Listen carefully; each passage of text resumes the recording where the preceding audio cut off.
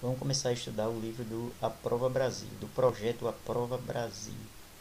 Este livro ele trabalha a questão da leitura em cima dos gêneros textuais. Como sabemos, são vários os gêneros textuais, certo? E a leitura, a escrita e a leitura se baseiam em cima dos gêneros.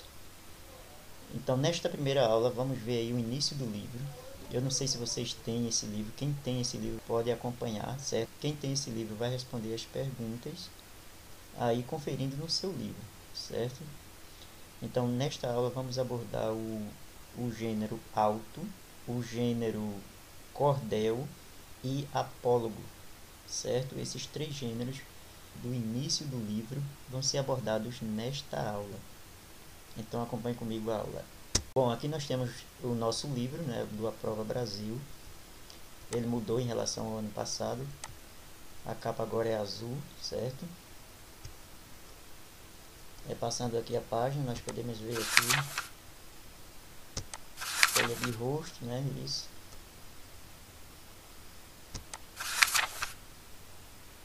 Aqui o índice.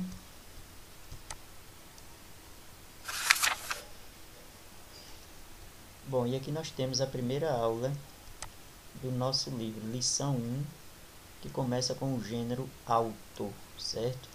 Eu vou ampliar aqui para que fique melhor a leitura, para que vocês possam visualizar melhor o que nós vamos ler.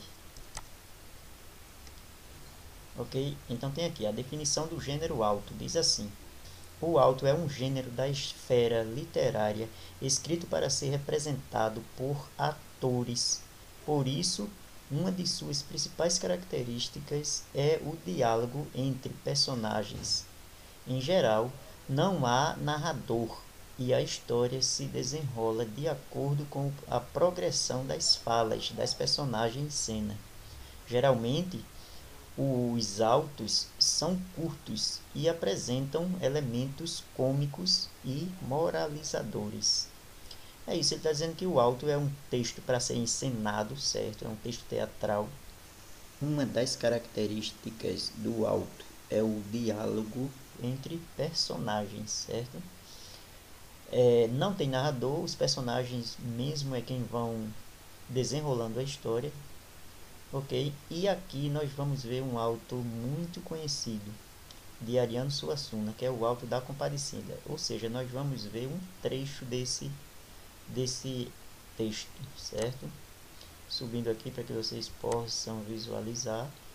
Veja, Alto da Compadecida, Ariano Suassuna. Observe que começou aqui com reticências entre colchetes, quer dizer o quê? Que tem texto anteriormente, né? Ele focalizou aí um trecho para que a gente possa estudar. Entre parênteses, está dizendo aqui a explicação, né? Aqui pode-se tocar uma música alegre e o palhaço sair dançando. Uma pequena pausa e entram Chicó e João Grilo. Isso aqui ele está narrando a cena, né? A pessoa está apresentando aqui a cena, o que acontece, certo? Aí aqui já tem as falas dos personagens. João Grilo diz o seguinte: e ele vem mesmo? Estou desconfiado, Chicó. Você é tão sem confiança. Aí Chicó diz: eu sem confiança? Que é isso, João? Está me desconhecendo? Juro como ele vem. Quer benzer a cachorra da mulher para ver se o bicho não morre. A dificuldade não é ele vir, é o padre benzer.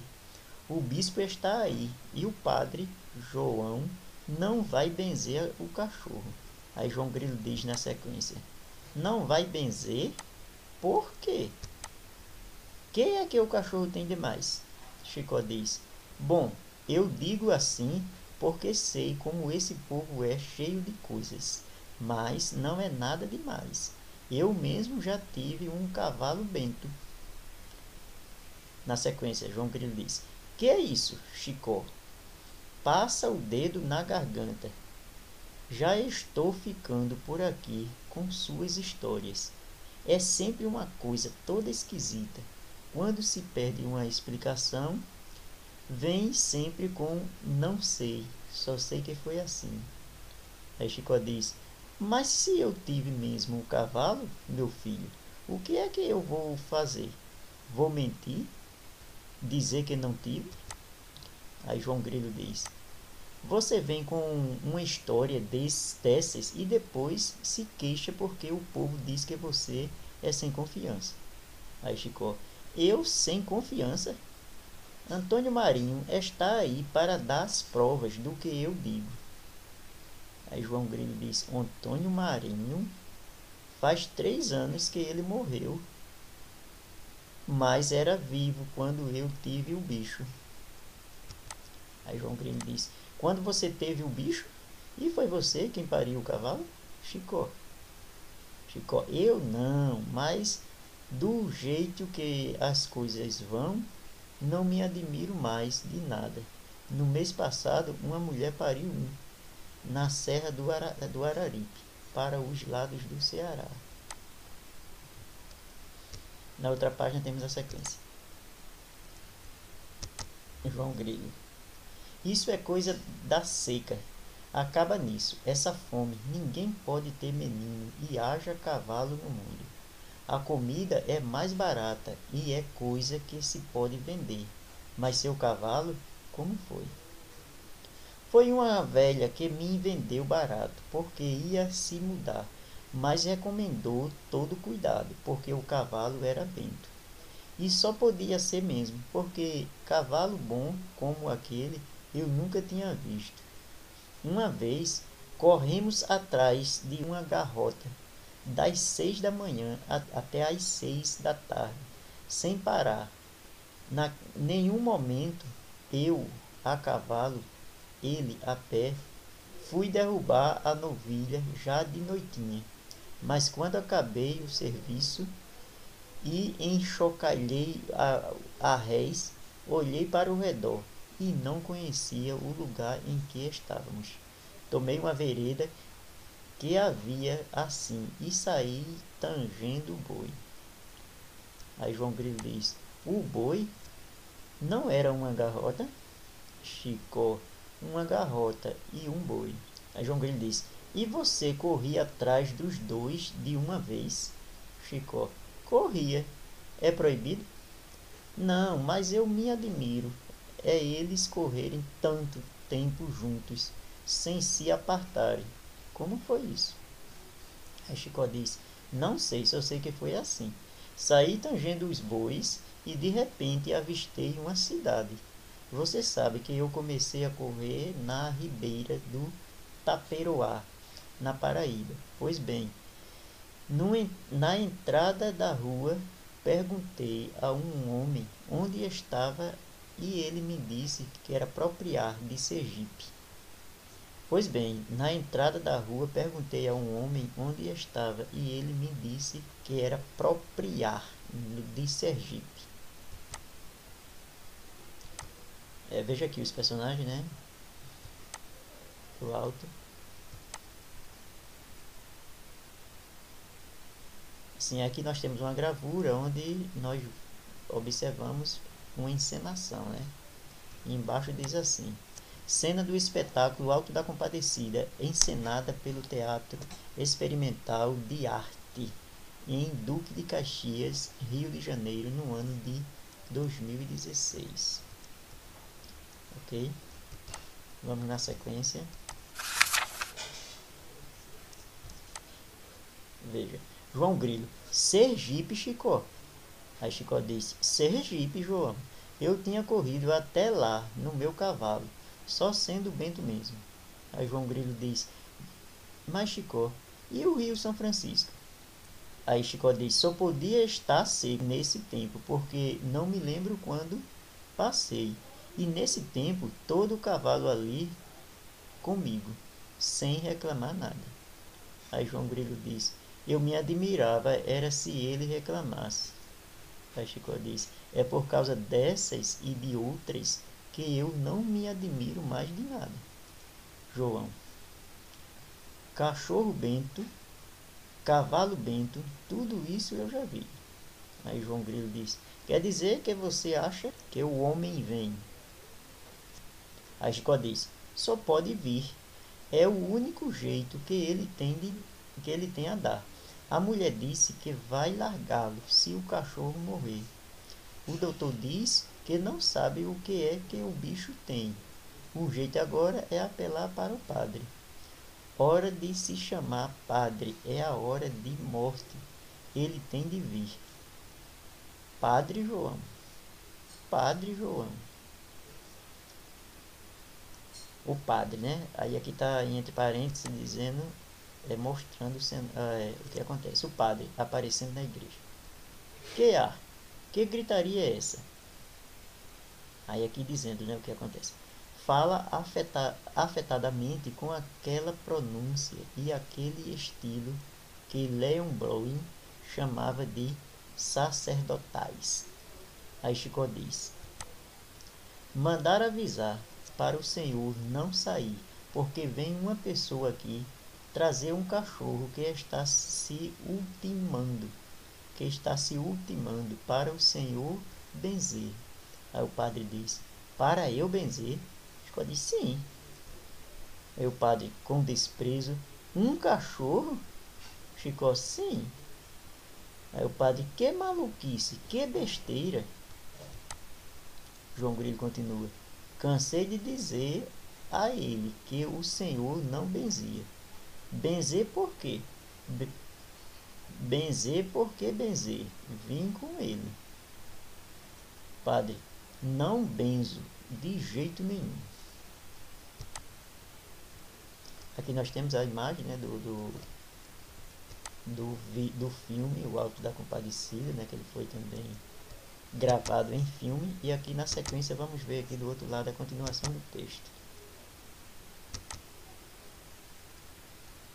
A continuação, subindo aqui para que vocês possam ver. A continuação aqui, veja. Aí Chico diz: mas padre, não vejo nada de mal em benzer o bicho. João Grilo: no dia em que chegou o motor novo do Major Antônio Moraes, o senhor não benzeu? O padre diz: motor é diferente, é uma coisa que todo mundo benze. Cachorro é que eu nunca ouvi falar. Aí Chico diz: eu acho o cachorro uma coisa muito melhor do que o motor. Padre: mas quem vai ficar engraçado sou eu, benzendo o cachorro. Benzer motor é fácil, todo mundo faz isso, mas benzer cachorro?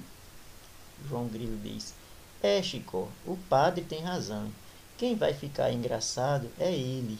E uma coisa é benzer o motor do Major Antônio Moraes. Outra é benzer o cachorro do Major Antônio Moraes. Aí o padre, né, mão em concha no ouvido. Como? Aí João Grilo disse: eu disse que uma coisa era o motor e outra o cachorro do Major Antônio Moraes. Aí o padre diz: e o dono do cachorro de quem vocês estão falando é Antônio Moraes? Aí Grilo disse: eu não queria vir, com medo de que o senhor se zangasse. Mas o major é rico e poderoso e eu trabalho na mina dele. Com medo de perder meu emprego, fui forçado a obedecer, mas disse a Chicó: o padre vai se zangar. Aí o padre, né, desfazendo-se em sorriso, já diz assim: ó, zangar nada, João. Quem é o ministro de Deus para ter direito de se zangar? Falei por falar, mas também vocês não tinham dito de quem era o cachorro. Aí João Grilo, cortante, né, diz: quer dizer que benze, não é? Aí o padre diz a Chicó: você, o que é que acha? Aí Chicó diz: eu não acho nada demais. Aí o padre diz: nem eu. Não vejo mal nenhum em se abençoar as criaturas de Deus. Então João Grilo continua: então fica tudo na paz do Senhor, com o cachorro benzido e todo mundo satisfeito. E o padre: digam ao major que venham, eu estou esperando. E entra na igreja, né? Aí Chico na sequência diz: que intervenção foi essa de dizer que o cachorro era do Major Antônio Moraes? João Grilo fala: era o único jeito do padre prometer que benzia. Tem medo da riqueza do major, que se pela. Não viu a diferença? Antes era que molequice, que besteira. Agora não vejo mal nenhum em se abençoar as criaturas de Deus. Aqui tem um trecho onde João Grilo e Chicó quer benzer, né, o cachorro da mulher, e o padre disse que não ia benzer. Então eles inventam uma mentira, né, que Chicó e João Grilo são mestres na invenção de mentira, né, são mestres em mentir. Então ele mentiu, disse que era do major, né, o cara mais rico da região. O padre mudou logo de ideia. Aqui a gente vê o que? Uma sátira, uma crítica que ele faz à igreja, né? Que a igreja só funciona através do dinheiro, certo? É uma crítica muito grande. O Alto da Compadecida é um texto muito interessante porque ele critica os costumes sociais, critica a questão da igreja e assim por diante. Ok, gente? Então isso é um auto, porque é um auto, é um texto de ensinação, um texto teatral, onde não tem narrador e sim os personagens vão apresentando a história, vão apresentando todo o transcorrer da história. Em seguida nós vamos ter as perguntas que estão aí no livro de vocês. Tem aqui. A primeira pergunta diz assim, que você pode responder no seu livro e enviar para mim, certo? Ou quem não tiver o livro, eu vou tirar as páginas destas perguntas e vou colocar no grupo do WhatsApp para que vocês possam responder. A primeira pergunta diz assim: no trecho lido aparecem 3 personagens, João Grilo, Chicó e Padre João. Quais parecem ser as personagens principais da história? Ele diz aí que aparecem 3 personagens, certo? E quais desses 3 parecem ser personagens principais? Essa pergunta está muito fácil porque vocês já viram essa história bastante vezes, né, na televisão e tudo mais. Então, desses 3 aqui, tem 2 que são personagens principais, né? O outro não. Então, vocês vão dizer aí. A segunda pergunta diz o seguinte: os autos contêm elementos da estrutura dos textos narrativos. No fragmento lido, que fato constitui o conflito da narrativa? Olha, a gente sabe que os textos teatrais são textos narrativos, claro, né? Todo texto que conta uma história, seja de qual gênero for, né? Seja de qual gênero for, ele é um texto narrativo, certo?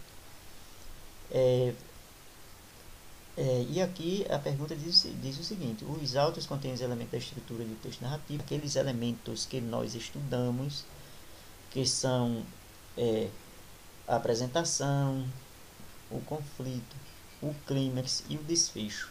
Então ele pergunta aqui somente neste trecho, certo? Não é em toda a história do Alto da Compadecida. Só nesse trecho aí, nesse fragmento que nós estudamos. Qual é o conflito da narrativa, desta narrativa? Certo? Tem um conflito. O conflito é o quê? A problemática, né? A gente viu isso em aulas anteriores. Então você vai dizer aqui qual é o conflito. A terceira pergunta diz o seguinte: que estratégia foi utilizada por João Grilo para convencer o padre a benzer o cachorro?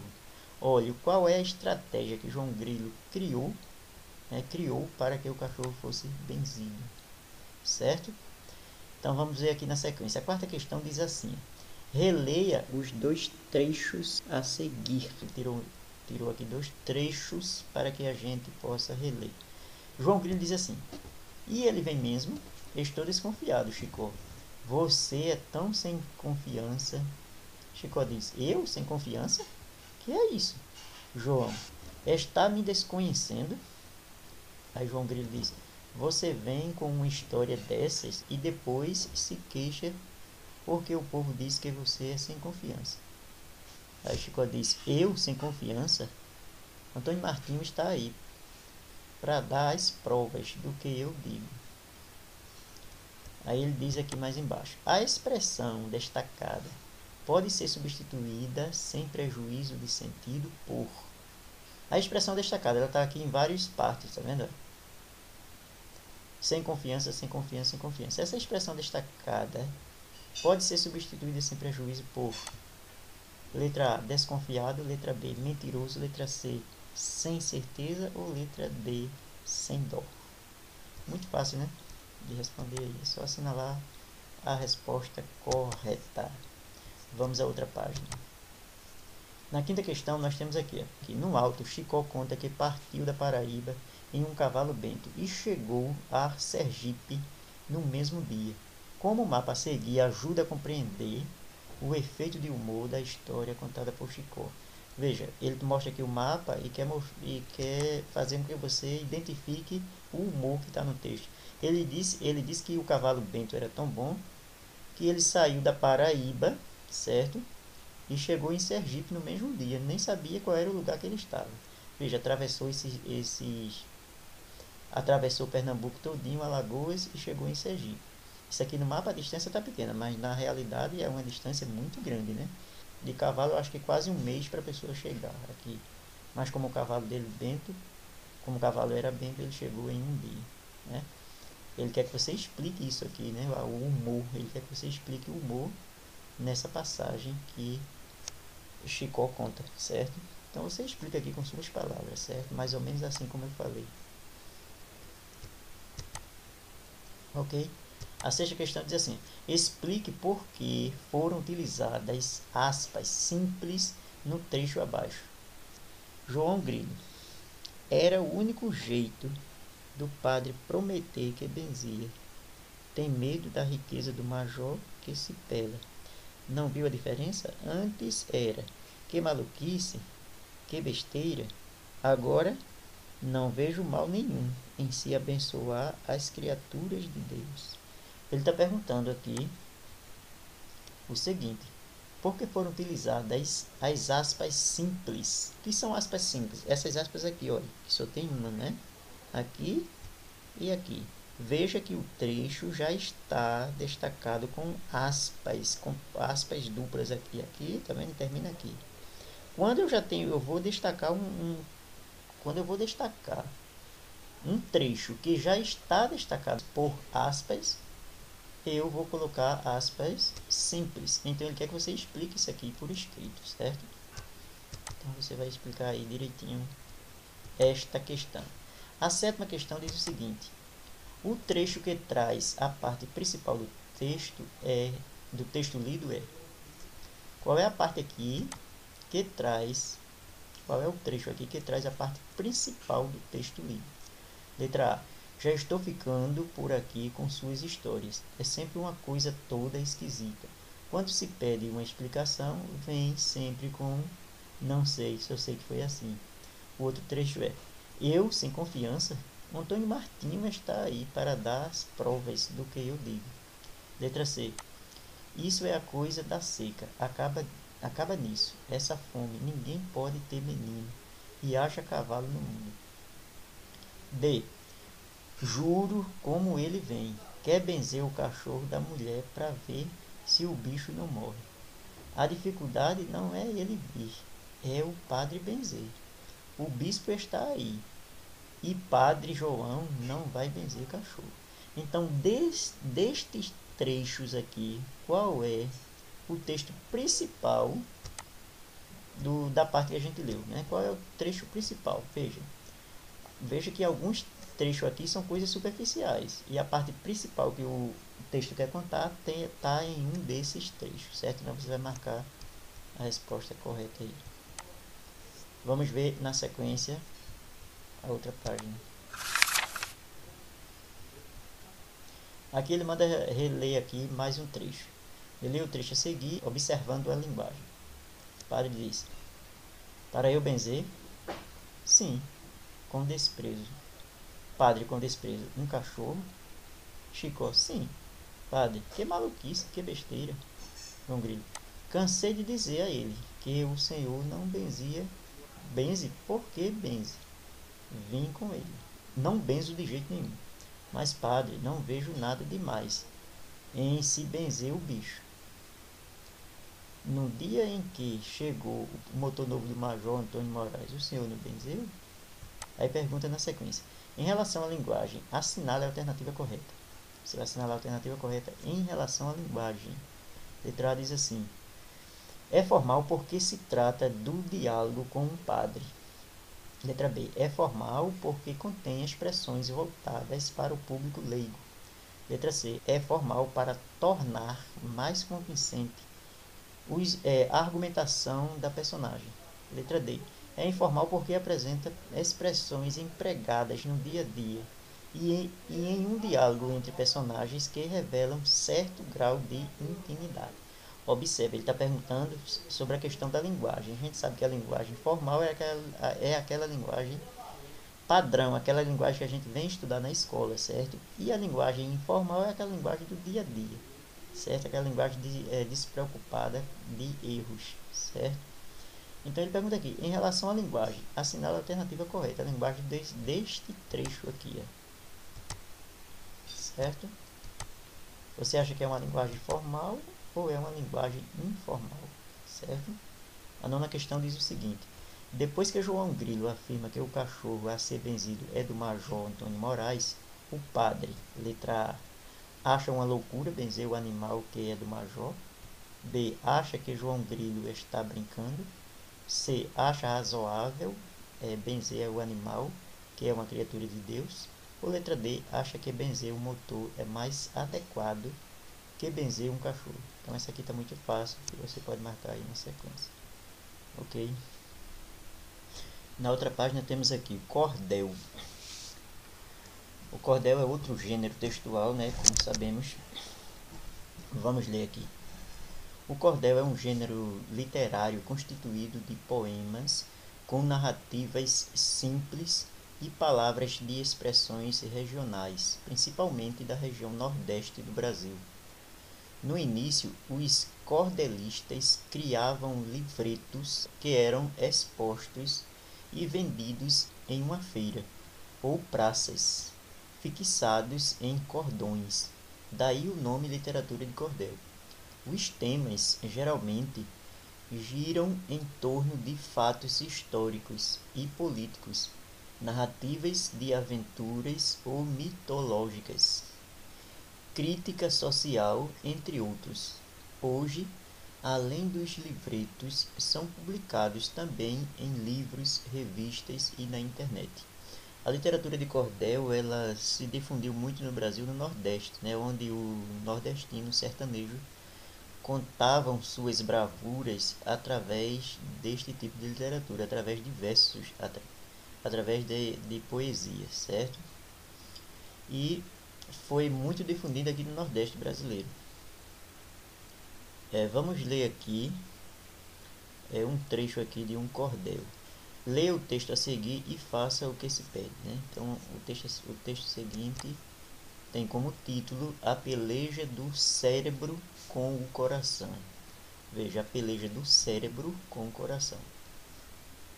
Peleja é uma expressão, né? Uma expressão da linguagem informal que significa a luta, né? A batalha, certo? Quem escreveu esse cordel foi Marcos Lucena. E diz assim, como podemos acompanhar aqui. O cérebro e o coração um dia marcaram o encontro, e como dois violeiros, pelejaram num confronto, para disputar qual dos dois para a vida estava mais pronto. Esta história agora eu conto, meu leitor sinta e entenda, com o coração e o cérebro, para que você compreenda que essa briga é verdadeira, não é invenção ou lenda. O cérebro abriu a contenda, dizendo para o coração: eu fiz o homem crescer, ter lucidez e razão. Graças a mim ele pôde dominar a criação. Retrucou o coração: cérebro, deixe de heresia. A evolução da vida antes de ti já existia. Antes de um cérebro pensar, um coração já batia. Isso de nada valia, faltava minha influência. A vida era primitiva, sem matemática ou ciência. Eu cheguei e dei a ela o poder da consciência. É muita maledicência, também muita pretensão. Chegar por último e querer ser dono da evolução. Cérebro, você só existe por causa do coração. Sou ícone da razão, em mim nasce o pensamento. Sou o pai da inteligência, da criação, do invento. Dou ao homem lucidez, a competência e o talento. Já eu sou o sentimento, que eleva a sabedoria. Eu tenho 5 sentidos, trabalhando noite e dia, para dotar a existência de prazer, sonho e magia. Sou o cérebro pensador, moro dentro da cabeça, ponto mais alto do corpo, para que ele não se esqueça. Sou eu quem comanda ele. É bom que ele me obedeça. Cérebro, não se aborreça. Sou a fonte da ternura. Moro no meio do peito, onde a alma se depura, nem acima nem abaixo, no equilíbrio da altura. Vamos ver aqui na outra página. És o músculo sem postura, disso eu nunca me esqueço. Bomba de bombear sangue, contigo não me aborreço. É pobre a sua função, mas tem valor, reconheço. Sou músculo e não lhe obedeço. Bato a sua revelia. Se eu parar, a vida acaba. Cessa a sua serventia. Reconheço o seu valor, mas tu não é o meu guia. Coração, eu dou a meta que o homem deve alcançar. Você, com o seu romantismo, só serve para atrapalhar. Vive no mundo da lua, só presta para sonhar. És vaidoso sem par, orgulhoso e prepotente. Tu queres controlar tudo. Vives sempre descontente. És paz de qualquer estudo, mas és chamado demente. Que trocadilho indecente, demente és tu, coração, que bates descompassado, comprometendo a pressão, ao ficar apaixonado e sofrer uma traição. Feliz é o coração, que de amor adoece. O cérebro é tão racional, que o amor não lhe apetece. Eu tenho a maior razão, a que a razão desconhece. Coração, ao que parece, essa nossa discussão nos dá a chance sagrada para a valorização do trabalho de nós dois, se for feito em união. Eu te dou de coração minha sensibilidade, se você me emprestar sua criatividade. Juntaremos nossas forças por bem da humanidade. Te dou essa qualidade, de ti quero a emoção, quero a sensibilidade, o sonho, o amor, a paixão, para o homem ser feliz depois da nossa união. Sinto com toda emoção que a discussão chega ao fim, com a gente se entendendo e se completando enfim, porque coração e cérebro não são Abel e Caim. Você não sente sem mim, não penso sem teu bater. Você me entende, eu te entendo, é melhor a gente ser dois parceiros que precisam um do outro para viver. Eu não paro de bater, tu não paras de pensar. Quando eu precisar de ti, te peço para me ajudar. Ao precisares de mim, te dou o que lhe faltar. Meu amigo, o coração ao cérebro falou bonito. Razão é muito importante, com emoção, sem conflito. Um dá suporte para o outro, sem confronto nem atrito. Lá no cérebro ecoa um grito. Una-se a lógica à paixão. Com a junção dessas forças, encontramos emoção na vida ao buscar apoio, na ordem que deu o joio ao trigo na evolução. Marcos Lucena, né, o autor deste cordel. Aqui é a fonte do texto. Observamos que Lucena, em fonte de texto, é convencionado que o sobrenome vem na frente, vírgula, e o nome. O sobrenome em caixa alta, né, com a letrinha assim grande, e depois o primeiro nome. Isso é uma convenção de fonte de texto, certo? De textos. É que tem a peleja do cérebro com o coração disponível em www.ablc.com.br.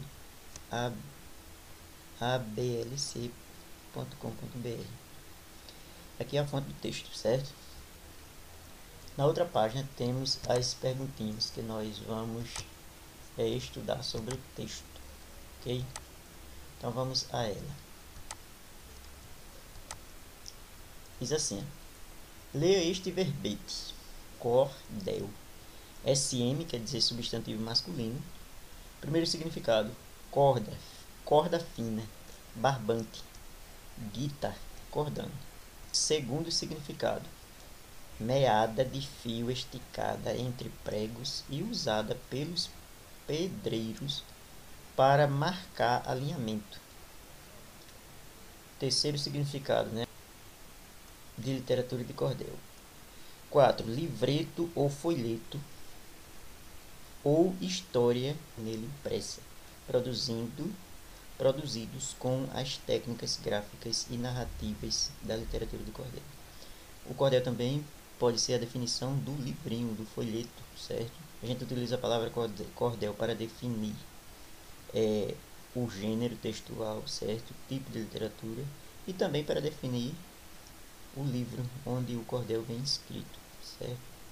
Olha, quando ele fala de verbete, ele está falando de definição de palavras, certo? Ou seja, aqui esse verbete traz o que? Traz uma série de definição da palavra cordel, certo? É que a gente viu que a palavra cordel, ele vai ter vários significados. Ele significa a literatura em si, né? O gênero em si. Ele significa o cordão, barbante, né? Ele significa também o fio que o pedreiro utiliza para alinhar os tijolos, certo? E significa o próprio folheto, o próprio livro em que o gênero vem. Então ele está se referindo aí a estas definições. Então ele diz: o verbete difere do texto de definição do gênero presente no início da lição. Ele pergunta a você: pois o verbete é um texto narrativo e no texto de definição do gênero predomina a descrição. Será que é essa a resposta certa? Letra C. Aqui tem um erro, tem duas C aqui, né, gente? No caso seria B, ok? E assim, pois, segundo o verbete, o cordel é um barbante, não um livreto. É como afirma o texto da definição do gênero. Será que isso é verdade? C. Pois o verbete traz uma informação geral e resumida sobre o cordel, e o texto de definição se aprofunda nas características do gênero. D. Pois o texto de definição é informativo, enquanto o verbete é um texto injuntivo. Então veja aí a alternativa correta. Segunda questão: qual é o assunto do texto? Olha, a gente viu que no texto é um diálogo, uma discussão de início, né, entre o cérebro dizendo que é mais importante e o coração, por sua vez, defendendo que ele é o que é o mais importante, certo? E no final eles chegam a um acordo, certo? Então, qual é o assunto do texto? Veja, o texto é a discussão entre o cérebro e o coração, discutindo sobre o quê? Sobre a importância, né, de cada um para o ser humano. A terceira questão diz assim: identifique o sentido da palavra peleja, empregada no título do cordel. Então, peleja, eu falei até um pouco, né? Peleja significa, letra A, encontro, letra B, conversa, letra C, desafio, ou letra D, aventura, certo? Marque aí. 4. Justifique a resposta da questão anterior, copiando partes do texto. Olhe, quando você marcar aqui que peleja significa qual a palavra que significa aqui, você vai justificar, certo? Copiando uma partezinha do texto, justificando isso, certo? E justifica a definição da palavra peleja. Olha, veja só, não está lá no texto uma parte dizendo o que significa peleja, mas uma parte que vai mostrar que peleja é aquilo que você marcou nessa questão, certo? Você vai fazer aqui, ok? Quinta questão. Segundo o cérebro, o coração bate descompassado, comprometendo a pressão. Letra A, quando está doente. Letra B, ao sofrer uma traição. Letra C, pois é vaidoso. Ou letra D, devido à sensibilidade. Então você vai ver aí, quando ele falou, né, que o coração batia descompassado. O que era que o cérebro estava querendo dizer? Que ele o coração batia descompassado, comprometendo a pressão. Então o cérebro queria dizer o quê? Que acontecia isso quando ele está doente, ao sofrer uma traição, pois é vaidoso ou devido à sensibilidade. Olhem no texto direitinho que vocês vão compreender essa questão. Ok? Aqui nós temos a sexta questão, diz o seguinte: uma figura de linguagem muito utilizada em gêneros literários é a prosopopeia, ou personificação, por meio da qual um escritor dá vida a seres inanimados. Dessa forma, o escritor atribui sentimentos, comportamentos e atitudes próprios de seres humanos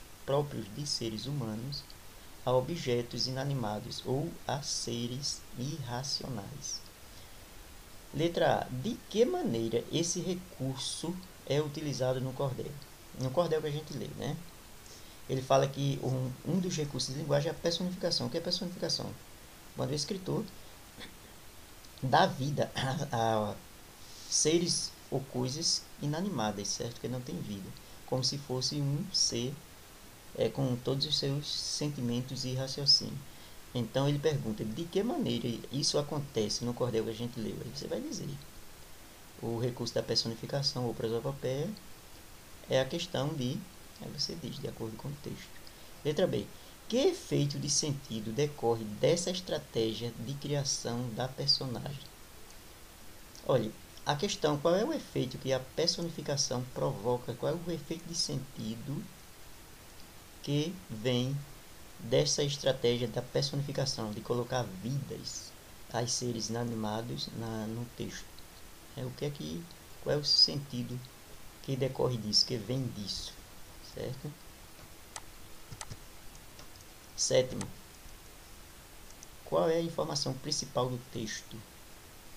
Qual é a informação principal do texto? Né? Qual é a informação que o texto traz como uma coisa principal? Né? Qual é o assunto principal do texto? Certo? Oitavo, nesse cordel, qual é o conflito gerador do enredo? Certo? Ele pergunta qual é o conflito, qual é o fato que provoca o texto, que provoca as ações do texto, certo? Qual é o conflito? A gente viu isso muito nos textos narrativos, quando estávamos estudando os textos narrativos, certo? Então, qual é o conflito do texto? Ok? Vamos na sequência. Relê a estrofe. Sou a fonte da razão, em mim nasce o pensamento, sou o pai da inteligência, da criação, do invento. Dou ao homem lucidez, a competência e o talento. Primeira questão. Aliás, pergunta. A que personagem a estrofe se refere? Que personagem está falando aqui? Ok, nesse trecho você vai dizer. Simples. Na sequência aqui nós temos outro gênero textual que a gente vai estudar, que é o apólogo. O que significa apólogo? Veja, o apólogo é um gênero da esfera literária. Trata-se de uma narrativa cujo objetivo é contar uma história com personagens inanimadas, representando as relações humanas, que ilustra lições moralizantes ou reflexões éticas por meio do enredo. Como geralmente traz histórias inspiradas em situações da vida real, tende a ser verossímil. mas isso varia de acordo com o estilo e a intenção do autor.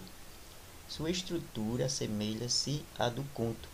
É uma narrativa curta, tem narrador e personagens envolvidos em um conflito que atinge o seu clímax e chega ao desfecho. A linguagem varia segundo o estilo do autor, a época em que o texto é escrito e o interlocutor a que se destina.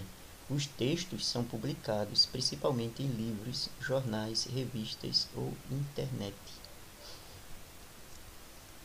Então, prólogo é isso aí. E vamos encontrar personagens inanimados. Como a gente viu ali no cordel, né, personagens, né, o coração e os cérebros, como se fossem seres individuais, não é, com vidas. Então, quando nós temos um texto narrativo onde tem esses seres, nós vamos dizer que é um apólogo. Veja, o apólogo ele se assemelha um pouco à fábula, né? Só que a fábula são animais agindo como pessoas. O apólogo são objetos falando e agindo como pessoas. A diferença se baseia em cima disso aí. Ok? Porque tanto a fábula como o apólogo tem como função a reflexão, certo? O ensinamento. Aqui embaixo nós temos um exemplo de um apólogo, certo? Ele diz assim: leia o texto a seguir e faça o que se pede. Um apólogo, Machado de Assis. Então começa assim: era uma vez uma agulha que disse a um novelo de linha: por que está você com esse ar? Toda cheia de si, toda enrolada, para fingir que vale alguma coisa neste mundo. Deixe-me, senhora. Que deixe-me? Que a deixe por quê? Porque lhe digo que está com um ar insuportável? Repito que sim. E falarei sempre que me der na cabeça. Que cabeça, senhora? A senhora não é alfinete, é agulha. Agulha não tem cabeça. Que lhe importa o meu ar? Cada qual tem o ar que Deus lhe deu. Importe-se com a sua vida e deixe a dos outros. Mas você é orgulhosa. De certo que sou. Mas por quê? Porque coso. Então, os vestidos e enfeites da nossa ama. Quem é que os cose, senão eu? Você, esta agora é melhor. Você é que os cose? Você ignora que quem os cose sou eu, e muito eu? Você fura o pano, nada mais. Eu é que coso, prendo um pedaço ao outro, dou feição aos babados. Sim, mas que vale isso? Eu é que furo o pano, vou adiante, puxando por você, que vem atrás, obedecendo ao que eu faço e mando. Também os batedores vão adiante do imperador. Você é o imperador? Não digo isso, mas a verdade é que você faz um papel subalterno, indo adiante.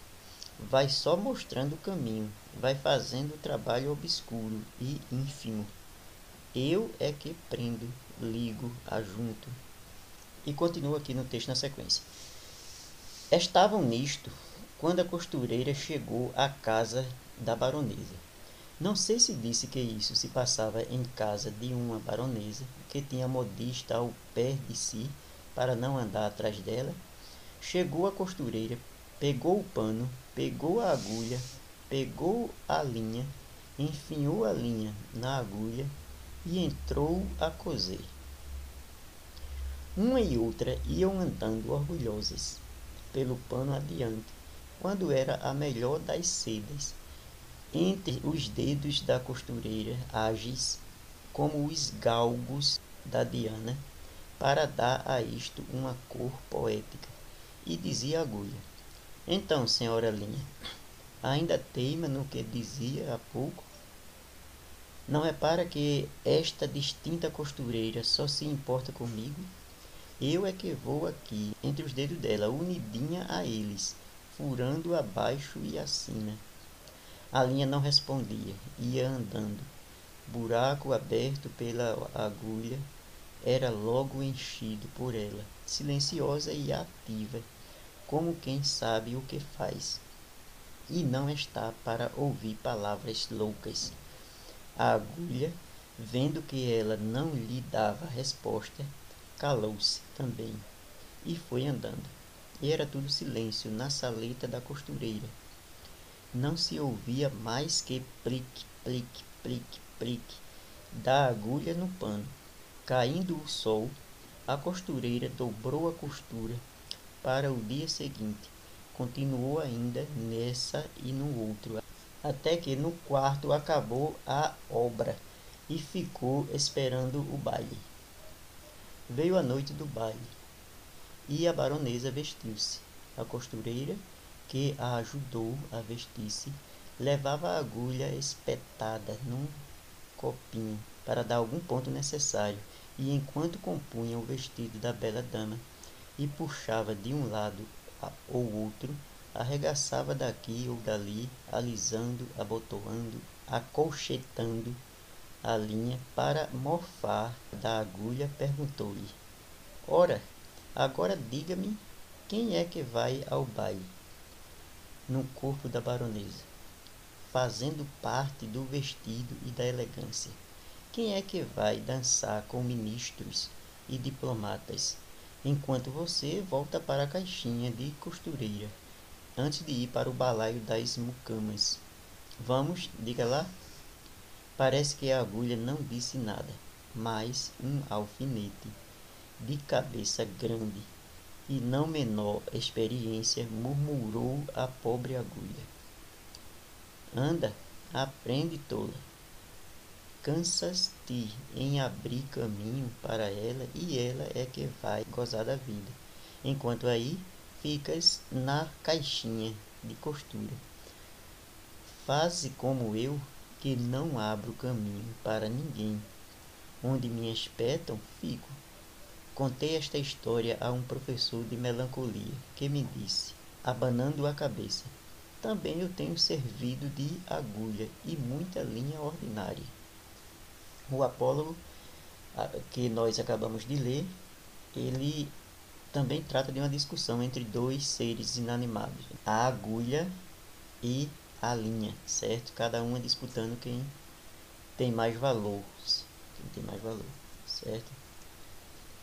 A gente observou aqui algumas palavras que não são muito usual, né? Como coisa no início, a gente viu a palavra coisa em vez de coisa, certo? E outras palavrazinhas aqui que nós observamos que não é muito usual no nosso dia a dia, porque esse texto foi escrito por Machado de Assis. Machado de Assis viveu no século XIX, certo? Aí a gente observa umas palavrinhas estranhas, vocês podem depois notar, né? Olha, baronesa, tá vendo? Baronesa não é uma palavra atual, né? Não é uma palavra do nosso cotidiano atual, certo? E sim naquele tempo em que Machado de Assis viveu, certo? E tem outras aqui a mucama, tá vendo? Não é uma palavra que nós utilizamos na atualidade, certo? E tem outras aí que vocês podem depois prestar atenção, certo? Aqui nós temos de mofar, certo? Mofar quer dizer deboche, debochar da agulha, certo? Então, na sequência, nós temos as perguntas. Explique a temática do texto. O que é a temática? O assunto do texto, né? Qual é o assunto neste diálogo entre a agulha e a linha, certo? O que é que eles discutem? Qual é o tema do texto, ok? Segundo, onde se passa a história narrada? Qual é o local que ocorrem os fatos narrados no texto? Ele deixa claro lá no texto, esse é o local da narrativa. Terceira questão. Releia este trecho do Apólogo, que diz o seguinte: E enquanto empunha o vestido da bela dama e puxava de um lado ao outro, arregaçava daqui ou dali, alisando, abotoando, acolchetando a linha, para mofar da agulha, perguntou-lhe: Ora, agora diga-me, quem é que vai ao baile no corpo da baronesa, fazendo parte do vestido e da elegância. Pergunta: qual é o sentido da palavra destacada no contexto em que é empregada? Olha, eu falei há poucos instantes, a palavra mofar aqui, ela tem um sentido, não é o sentido de pegar mofo, não. No texto ela não tem sentido, ela tem um sentido de, letra A, embolorar,